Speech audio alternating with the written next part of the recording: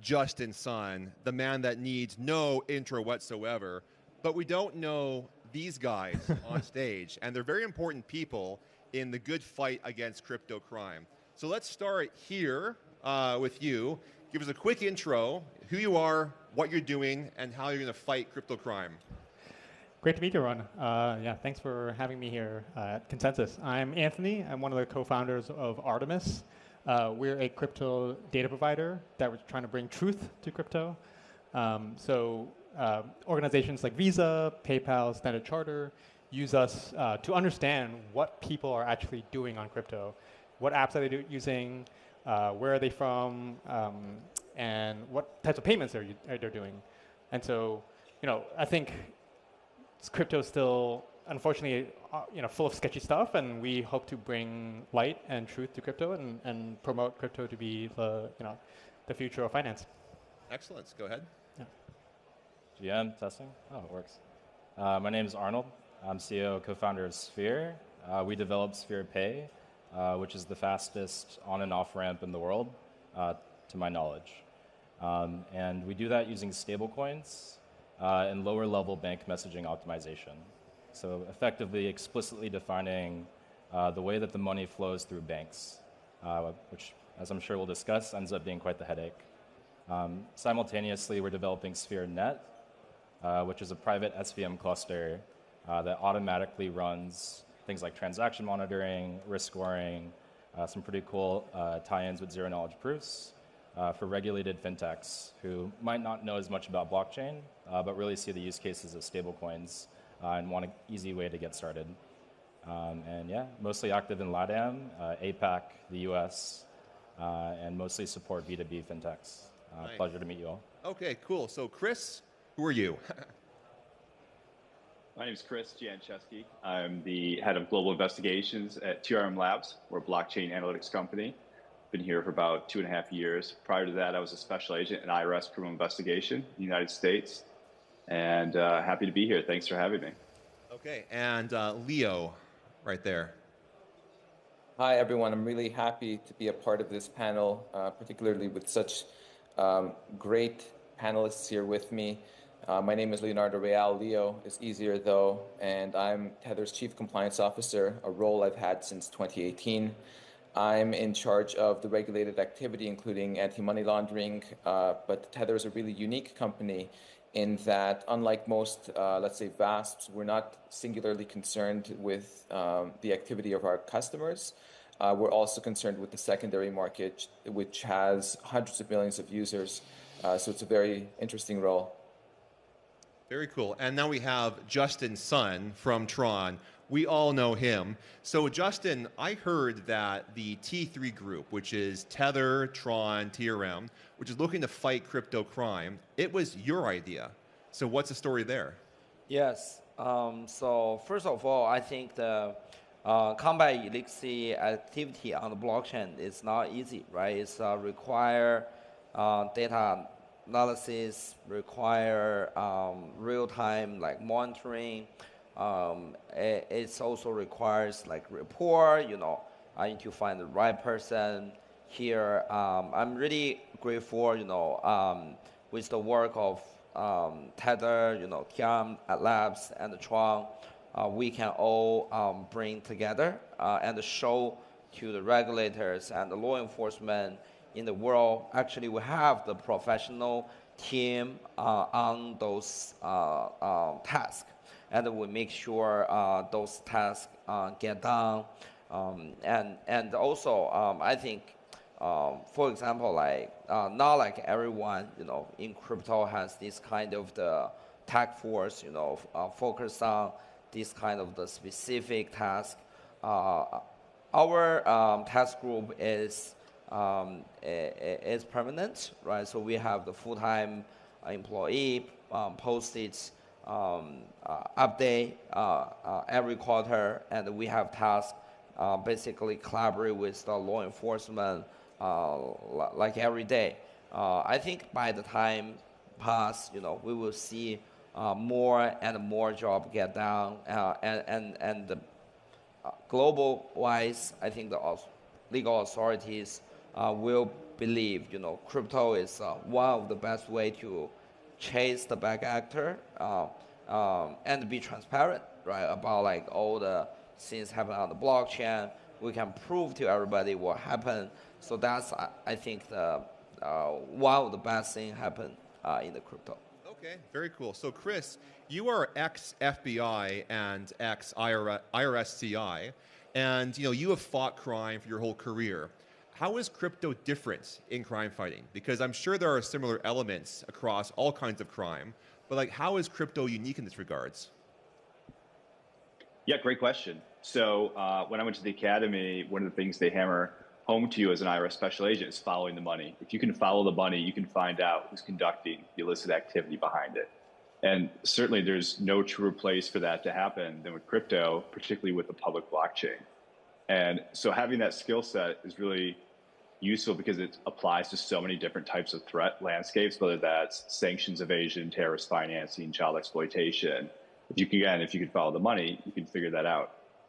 And this T3 has really been probably one of the most exciting opportunities that we've had at TRM in the past couple of years that I've been here. One, because of just seeing how quickly law enforcement has gravitated towards it. We've been successful on 5 different continents, multiple different jurisdictions. As I'm sure we'll talk about, frozen over $131 million. And it's been a broad swath of crimes too, from money launderers, again, like terrorist financing, narcotics trafficking, and scams. And I think ultimately just being able to have a public blockchain allows people like us that may not have access to information, like we don't have to go to the bank to get their records to see what happened to somebody's account. You can access it on the public blockchain.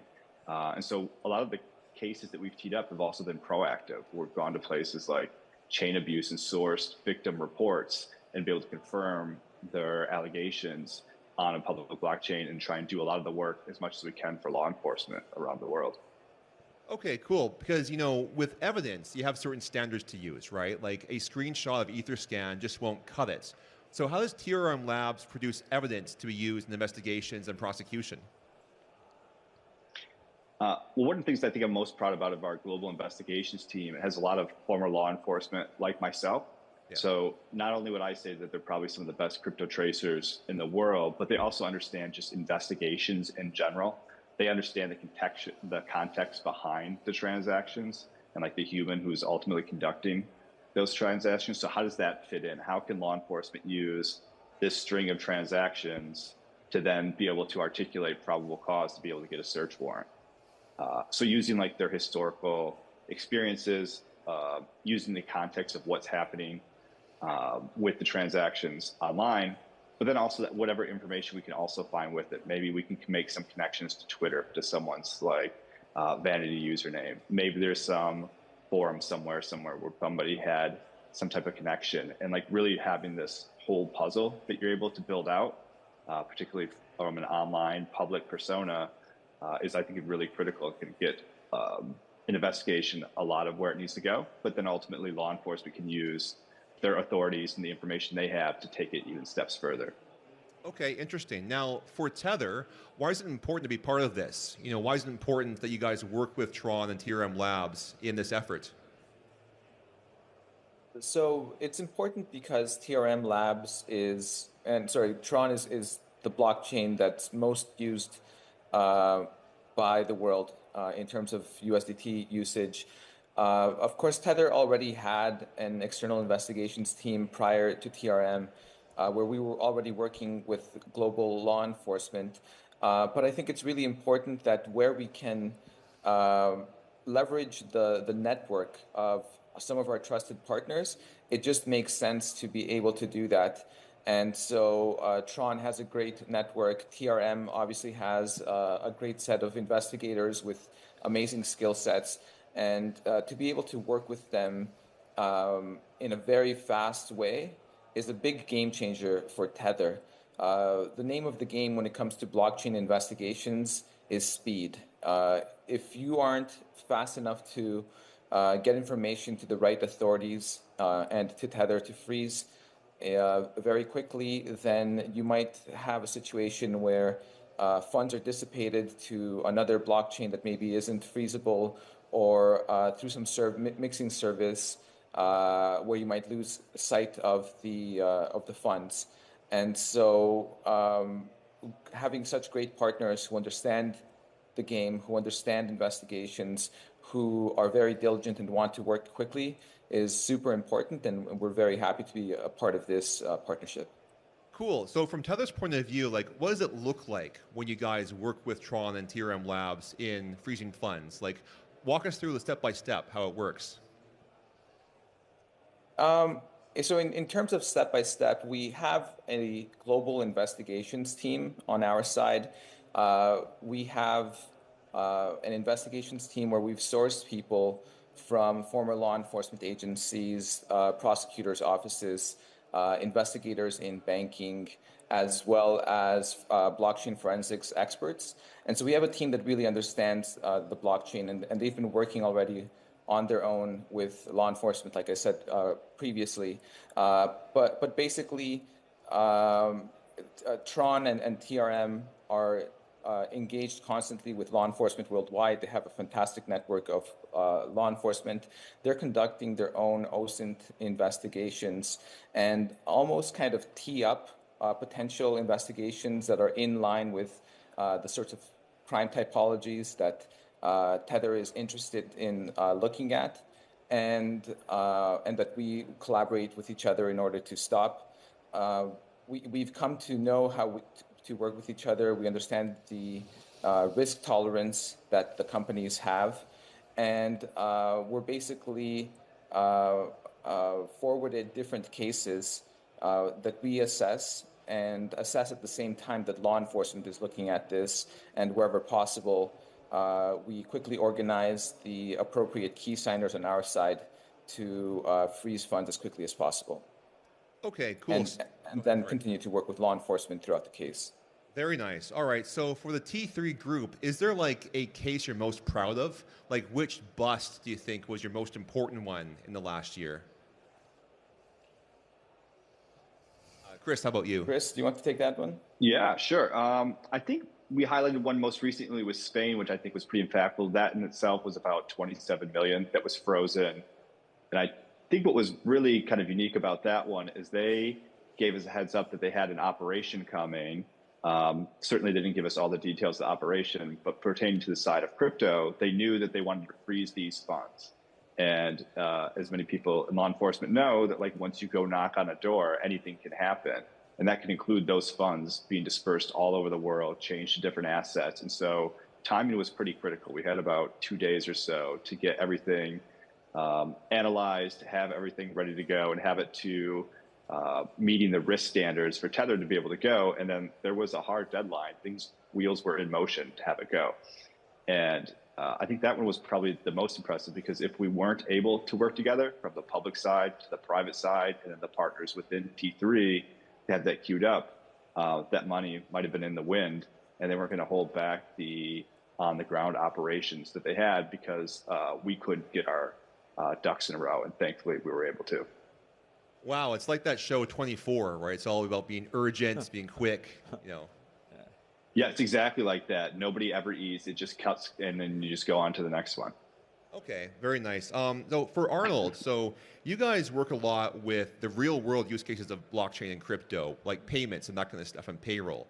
So how do stablecoins help with that? You know, why can't I just run payroll through like ACH or something? You know, how do stablecoins help? And also, like, what are the challenges involved in this? Yeah, so stablecoins are super useful because they're a proxy for a dollar account. Dollar accounts are typically permissioned by American banks. And with a stablecoin, you basically get a permissionless, up to you to lose it, dollar account, no matter where you are in the world. If you don't speak English, you know, all of your documentation is not in English. It kind of makes sense that it's hard to get a dollar account from an American bank. And as a result, it's been pretty incredible, sort of the coinciding of threads between people getting access to dollar accounts and also coming online for the first time. You know, we're pretty active in LATAM. Costa Rica hit internet majority penetration about a decade later than the United States.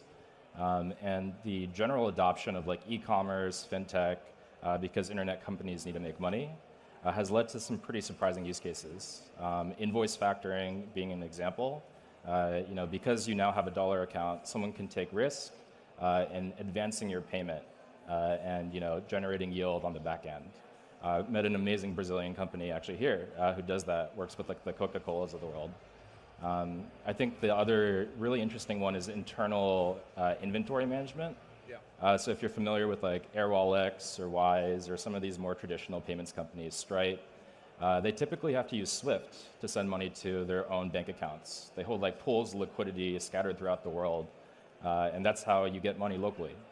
Stablecoins make that 10,000x faster. But I think the challenge really comes back to Swift.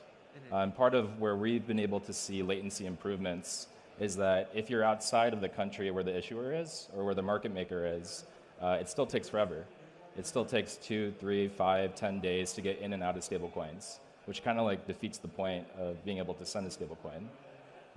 So being able to do that same day, a moniker we like to use is there is no like there is no Silicon Valley of Costa Rica, means that capital efficiency is super important.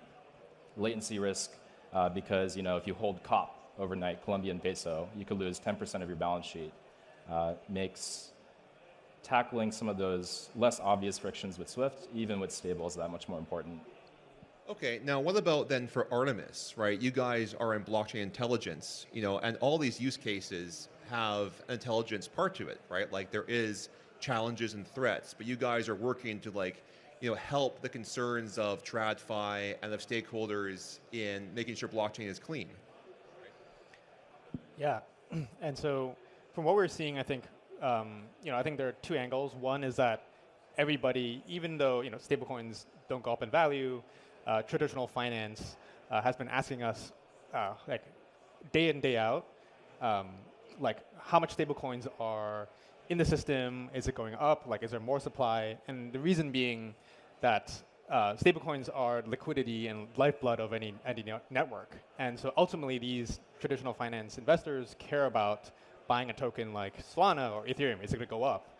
And so if there's more clean stablecoin supply on these networks that are powering real use cases, naturally these networks' value will go up. And so again, even though you can't invest in stablecoins are very, very important to the sort of, the livelihood and health of a network. For sure. And you're also ex-TradFi, is that correct? So what are your TradFi colleagues talking about with stablecoins? Is it on their radar, or is it still something they're going to ignore, or what? They definitely cannot ignore it. So I would say we started Artemis about 3 years ago, and I think the only people who are talking about stablecoins are sort of DEX traders who are trying to bring liquidity into crypto. But fast forward to 2024, everybody. So I used to work at PayPal. I was there for 6 years. They are knocking down on our door, but like, hey, we need stablecoin data right now. We are literally, we do not understand what's going on, and we want to know because we want to get into the action. And so I would say, 2024 was the year of stablecoins, and I think 2025 will also continue to be the year of stablecoins. But then PayPal won't get involved if they think that stablecoins facilitate, drugs and crime and that kind of stuff. Yes, exactly. So the question they ask us is, hey, what are people doing with stablecoins? And so there's this kind of strange chicken and egg problem here, where it's like these public companies in the U.S. won't go into stablecoins unless they know what's going on and they know it's clean. But then there's no real good data on like what the clean usages are, and so that's where kind of Artemis comes in, where we highlight a lot of these like use cases, like what Arno just was talking about with SpherePay. I could name like 10 other companies that are doing something. They're really interesting. They're not just trading, and it's just like these companies aren't being highlighted. What's being highlighted is Trump launching a meme coin, and it's kind of unfortunate. It's also kind of annoying that the meme coins in some ways get the attention when things like payments and payroll and the so-called boring stuff of TradFi rather, is on crypto now, but not getting the headlines. Yes, exactly. I actually got a really interesting anecdote yesterday from a large asset manager. And they were like, hey, I asked them what's holding back crypto, and he was like, honestly, the Wall Street Journal and Financial Times, all these folks just need to cover the real use cases of crypto. Because all they cover are like Trump stuff, and so it's just going to incite fear into the the public mainstream mindset. Well, but as they say, if it bleeds, it leads, right, in media. So yeah. let's do that. So Justin, Tron right now has 62 billion in stablecoins on the network. How do we get to 75 or 100 billion? What's the next step? Yes. So first of all, I think thanks to the Tether power, right? So we have seen 1 or 2 billion of USDT increase on Tron network every month. I think the majority of them contribute to the users' action. Actually, Tron $62 billion reserve is just one number. I think I have been like more focused on actually we have like around 20 to 30 billion dollars worth of the transaction volume happen on the network every day. I think this is more important and the proof to everybody. Tether has been used like very actively among the users in the group. Because for Ethereum, for example, even Ethereum has the equivalent amount of the Tether on Ethereum, but the problem for those Ethereum, the transaction volume is only $10 billion.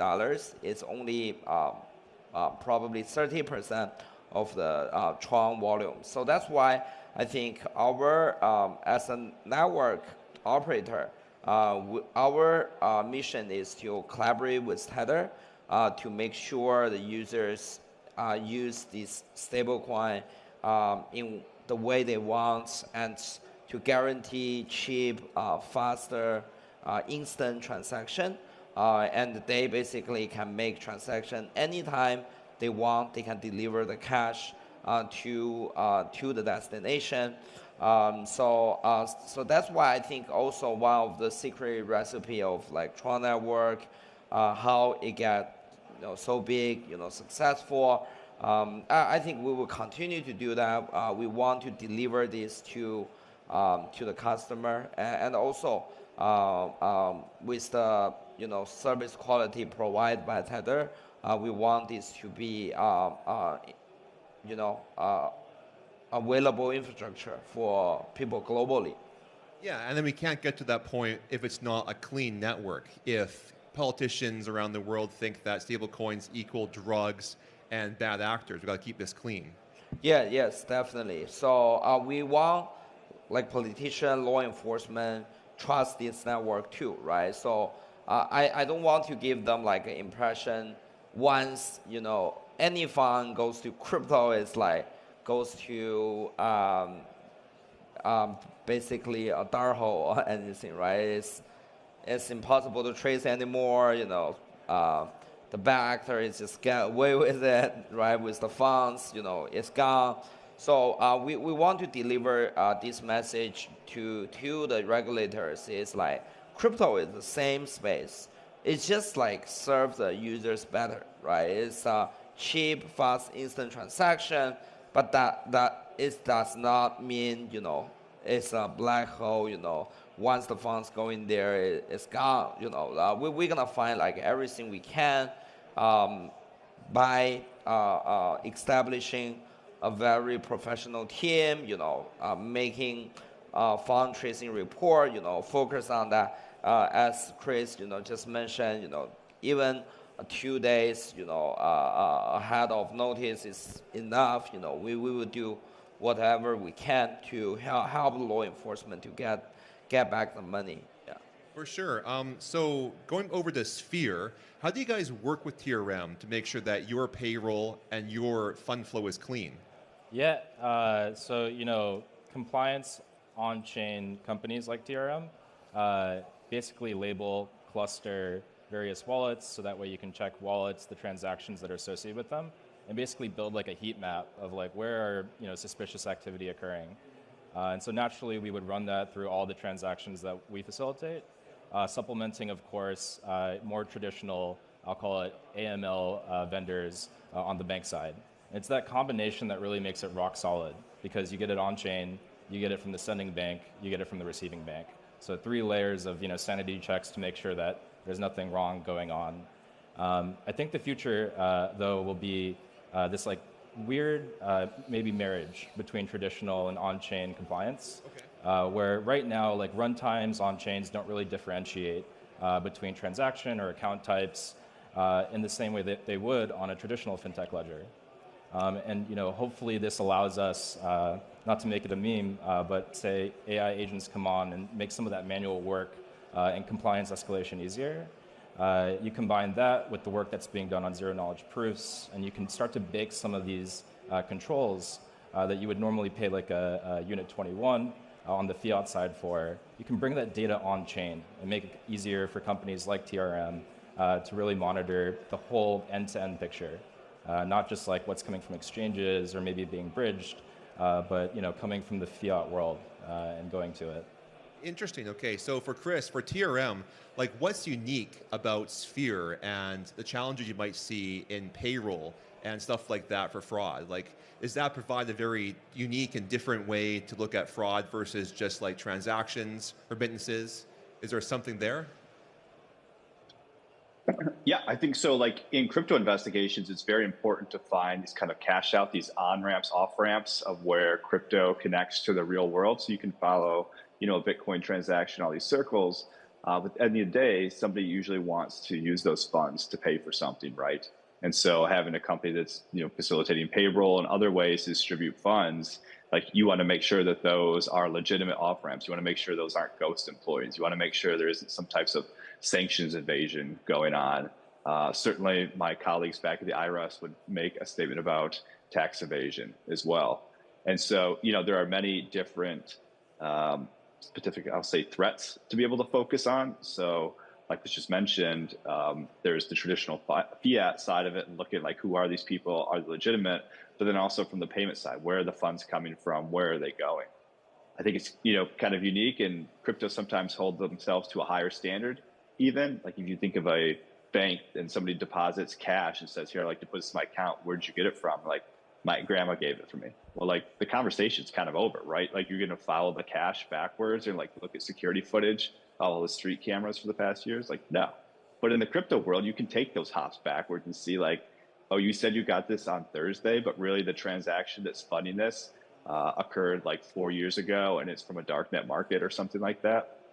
And so there are many more opportunities in crypto to be able to kind of make sure that those transactions are safer. Yeah, it's funny actually. You can be a cop and work from home with crypto. You're not out in the field, not doing surveillance. You're actually in your house looking at transactions. That's quite unique.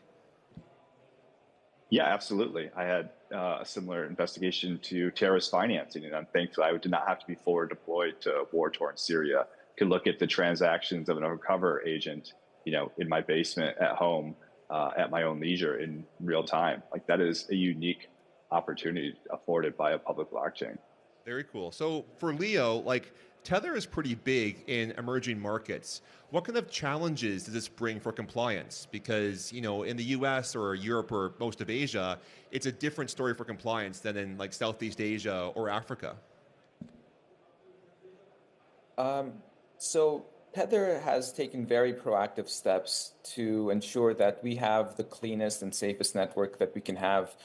And we do this probably in two different ways, kind of what we do directly and what we do indirectly. And so with emerging markets and other markets that we think are important to us, we've taken the measures to actually proactively reach out to law enforcement, usually beginning with the state police, in order to connect with them, build a communications bridge that is highly efficient, where they understand what our capabilities are and we understand what their capabilities are. We understand how to communicate with each other very quickly, what kind of information we need in order to undergo a freeze quickly. We'll often do cross-training, so they'll tell us about what they're seeing, and we'll also explain to them some typologies that we've seen. And in this way, we set up basically a system that's very efficient and very effective.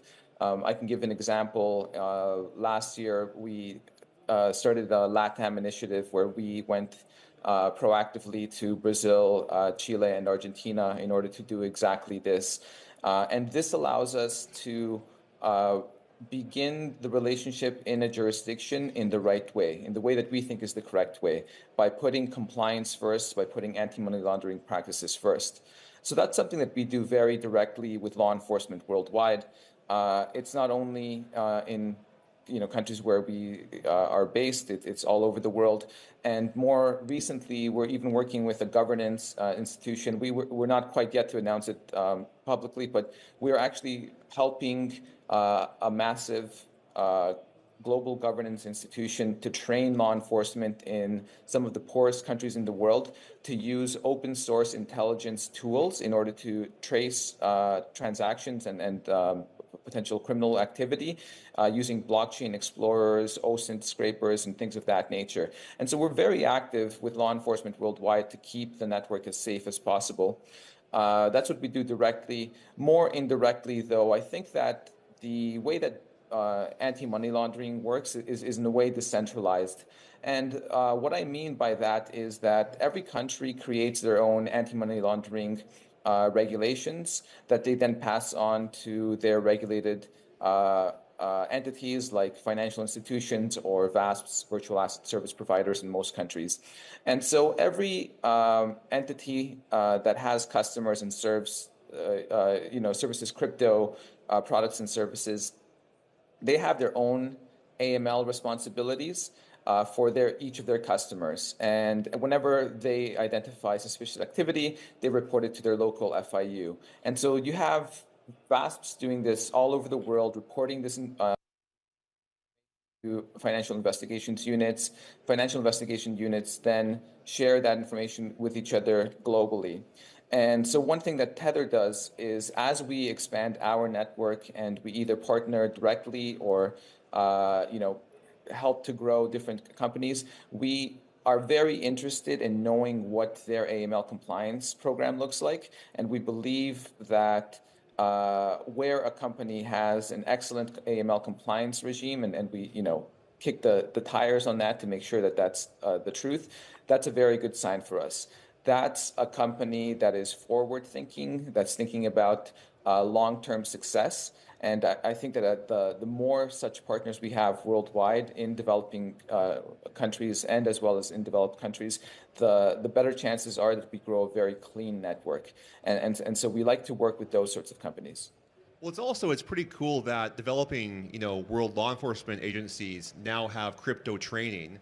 And it really shows the future of finance starts with that, where emerging markets have police officers that are crypto native, where the FBI or in Canada, the RCMP might not have that same skill set, but they do in, say, Brazil or Colombia or Chile or somewhere. They certainly have that skill set in the US and Canada as well. I know, but the point being is that the future of finance starts with training up law enforcement in emerging markets.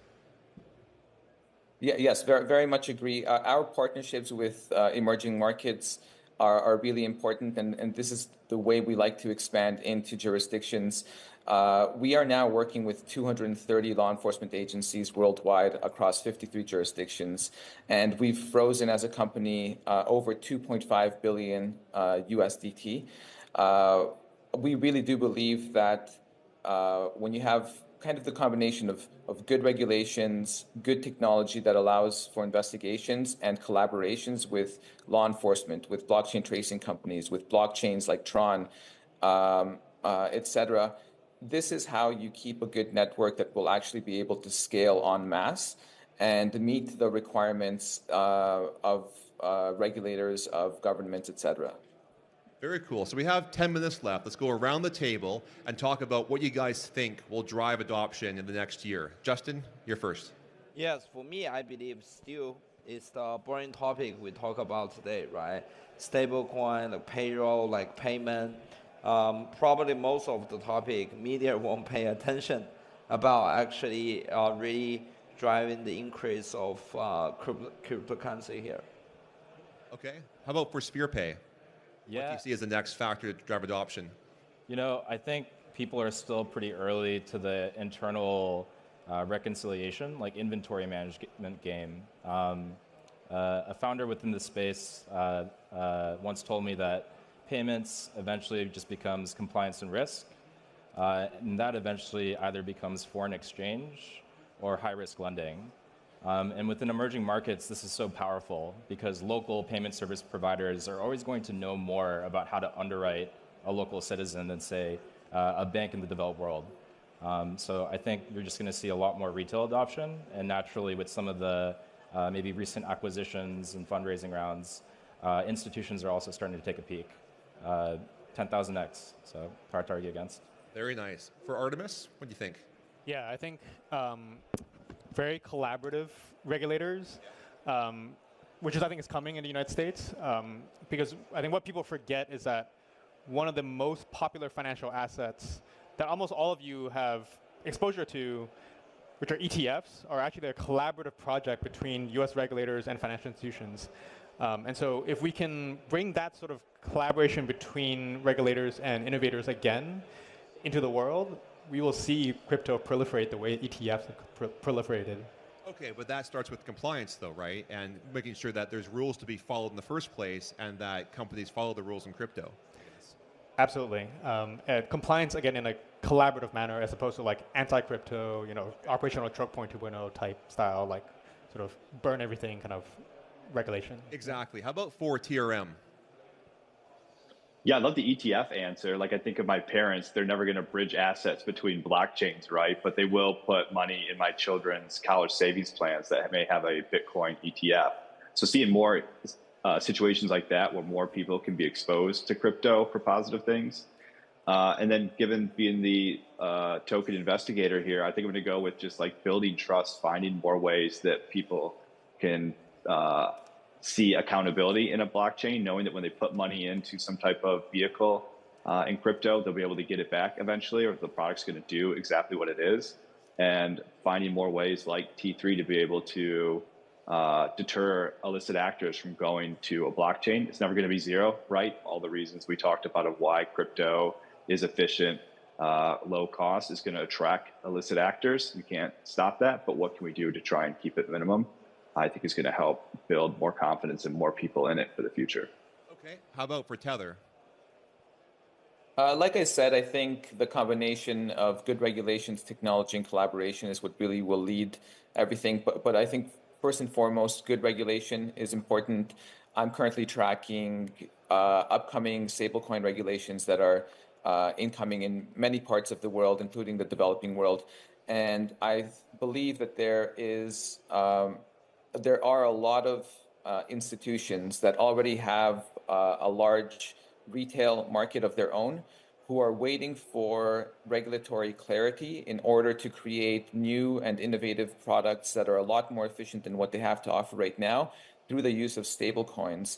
And I think that as these regulations come to bear, we'll see that a lot of institutional players will actually begin to create more products with stablecoins in countries where stability is not taken for granted. And so if you're in Europe, if you're in US or Canada, for example, you're used to having a stable currency. It's not a novel thing, and you have many ways to pay for coffees, you have email transfers, and many credit cards, etc.